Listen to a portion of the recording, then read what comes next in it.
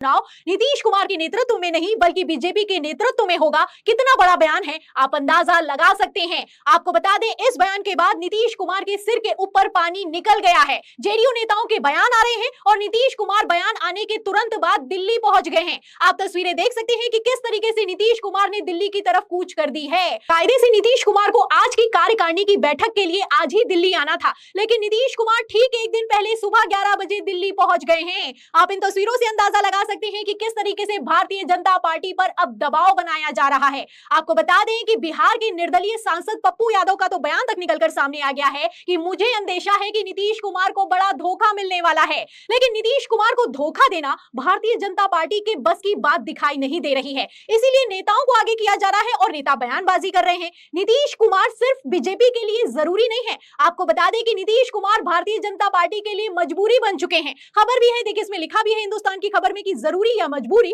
बार बार धोखा खाने के बाद भी बीजेपी ने बिहार में नीतीश कुमार के साथ क्यों बनाई सरकार। तो धोखा यहाँ पर नीतीश कुमार को बीजेपी नहीं दे रही है, नीतीश कुमार भारतीय जनता पार्टी को दे रहे हैं। और एक बार नहीं दे रहे हैं, कई बार दे रहे हैं। लेकिन इन सब के बावजूद बड़े बाजे गाजे के साथ नीतीश कुमार को एनडीए में बार बार शामिल कर लिया जाता है। अब ऐसा क्यों कर लिया जाता है, फटाफट से मैं आपको सीटों का गणित बताती हूँ। इसके बाद जेडीयू नेता का बयान सुनाऊंगी, जिसके सामने आने के बाद से बवाल मच गया है। अगर सीटों के गणित की बात की जाए तो 2014 में आप जानते हैं कि किस तरीके से नरेंद्र मोदी की लहर चल रही थी, किस तरीके से 2014 में बीजेपी ने पूर्ण बहुमत की सरकार चलाई है। लेकिन उसके ठीक बाद जब 2015 में बिहार में विधानसभा चुनाव हुए तो भारतीय जनता पार्टी को तगड़ा झटका लगा, क्योंकि बीजेपी को लगने लगा कि नरेंद्र मोदी की लहर चल रही है। ऐसे हालातों में नीतीश कुमार को साइड कर दिया गया। लेकिन नीतीश कुमार को साइड करना बीजेपी को कितना भारी पड़ा है, देखिए सीटों का गणित बताती हूं। देखिए, अगर बिहार की बात की जाए तो यहां पर टोटल सीटें होती हैं 243 और बहुमत होता है 122। अगर 2015 के चुनावों की बात की जाए तो आरजेडी को 80, जेडीयू को 71, कांग्रेस को 27, भाजपा को 53,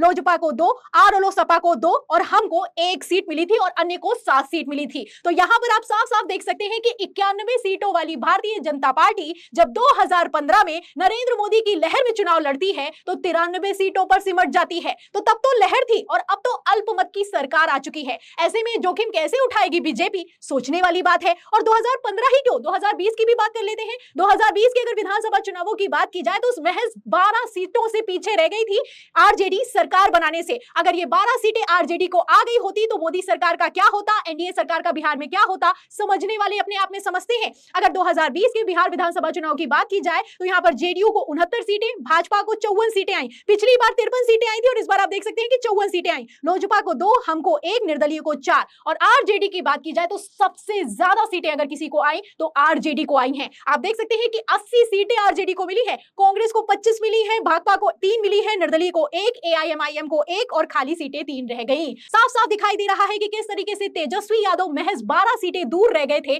सरकार बनाने से। और इस बार तो तेजस्वी यादव की कितनी तगड़ी लहर चल रही है, ये चुनाव प्रचार में आपने साफ साफ देखा है। ऐसे हालातों में इंडिया गठबंधन भी बिहार में मजबूत दिखाई दे रहा है और एनडीए की तो हालत खराब है। लोकसभा चुनावों की बात की जाए तो नीतीश कुमार और भारतीय जनता पार्टी को बराबर सीटें मिली हैं। 12-12 सीटों पर दोनों के दोनों खड़े हुए हैं और 12 सांसदों के साथ नीतीश कुमार हनक के साथ चल रहे हैं, क्योंकि नीतीश कुमार ये अच्छे से जानते हैं कि ये 12 सांसद अगर एनडीए से निकलकर इंडिया गठबंधन की तरफ चले गए तो तख्ता पलट हो सकता है। लगातार इंडिया गठबंधन डोरे डाल रहा है, वहीं दूसरी तरफ भारतीय जनता पार्टी ने नीतीश कुमार को नाराज कर दिया है। ऐसे में तो अब जेडीयू के नेता का बयान भी निकलकर सामने आ गया है। आपको बता दें कि बिहार के अल्पसंख्यक कल्याण मंत्री हैं मोहम्मद जमा खान, उनका बयान निकलकर सामने आया। उन्होंने साफ साफ कह दिया है कि नीतीश कुमार अगर साथ नहीं होते तो 0 पर आउट हो जाती भारतीय जनता पार्टी। और बिल्कुल सही बात है, अगर नीतीश कुमार ना होते तो बीजेपी का बिहार में क्या होता, ये तो मोदी भी अच्छे से समझते हैं। इसलिए ही तमाम फजीयत के बावजूद नीतीश कुमार को फिर से एनडीए में शामिल करवाया गया है।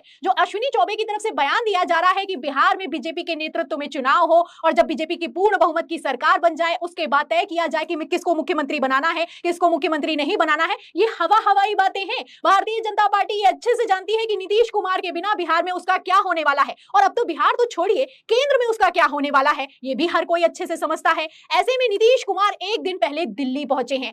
आप देख सकते हैं कि किस तरीके से दबाव बनाया जा रहा है। पहले ही खबरें निकलकर सामने आई कि नीतीश कुमार 29 जून की जेडीयू की कार्यकारिणी की बैठक में कुछ बड़ा फैसला लेने वाले हैं। अब कितना बड़ा ये फैसला होने वाला है, बीजेपी नेता अश्विनी चौबे के बयान के बाद समझने वाले अपने आप में समझते हैं। नीतीश कुमार दिल्ली पहुंचे हैं, नीतीश कुमार स्पेशल पैकेज की डिमांड कर रहे हैं, नीतीश कुमार बड़ा मंत्रालय मांग रहे हैं। और ऐसे हालातों में अगर अब भारतीय जनता पार्टी नहीं नहीं मानी तो नीतीश कुमार पलट सकते हैं। बीजेपी भी फंसी हुई है, क्योंकि अगर वो जेडीयू की बात मान लेगी तो टीडीपी नाराज हो जाएगी कि जेडीयू को तो सब कुछ दे दिया गया है, टीडीपी को तो स्पीकर पद भी नहीं मिला है और टीडीपी के पास तो 16 सांसद हैं। ऐसे में भारतीय जनता पार्टी ना इधर की रही और ना उधर की रही। किस तरीके से पूरा का पूरा खेल फंसा हुआ नजर आ रहा है आप देख सकते हैं। अश्विनी चौबे का बयान निकलकर सामने आया है, सम्राट चौधरी ने नीतीश कुमार को मनाया है, लेकिन नीतीश कुमार है कि मानने के लिए तैयार नहीं है। दिल्ली कूच कर दिया गया है, मीटिंग की तैयारी है और इस मीटिंग में कुछ बड़ा होने वाला है। तो फिलहाल मीटिंग में क्या होगा उससे हम आपको अपडेट करेंगे, लेकिन इस मीटिंग को लेकर आपको क्या लगता है, क्या पलट जाएंगे नीतीश कुमार? इस सवाल के जवाब में इस पूरी खबर पर आपकी क्या राय